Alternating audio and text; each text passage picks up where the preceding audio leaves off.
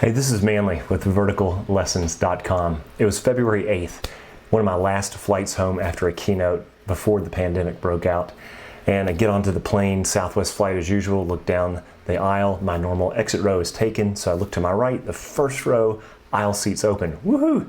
Take my seat, look to my left, and the gentleman sitting there has a hat on. It said retired Marine.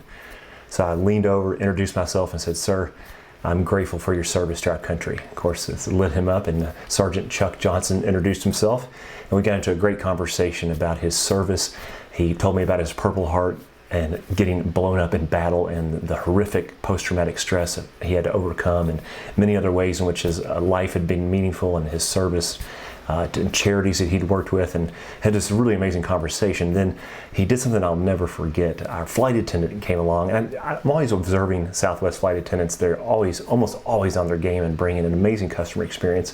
And Jennifer was living up to that promise. She leans over, and Sergeant Johnson said, "Jennifer, I'm glad you came to work today." She looked at him a little puzzled at first, because it's something you don't normally hear. One thing I love about what he did. And she smiled to a completely different level, completely lit her up. And she said, "Well, thank you, sir. I appreciate that. You made my day." Here's what's really, really powerful about what he did. I observed Jennifer even more closely the rest of the flight as much as I could. And I noticed that his interaction with her completely amplified her joy, which in turn elevated the customer experience that she was creating everywhere she went on that plane, and probably the rest of her day.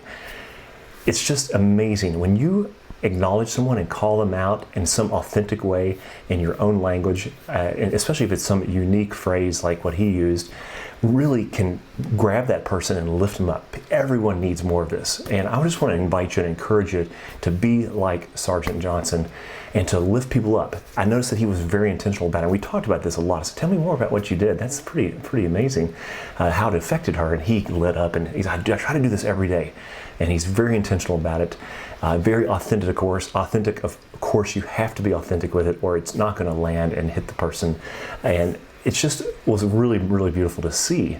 And I want to invite you to do that, first of all, in your community, just randomly. If you do it some already, do it more. I don't think we can do this enough in our lives, especially right now, especially at work as well. And maybe you might say, well, I'm not really the boss or supervisor.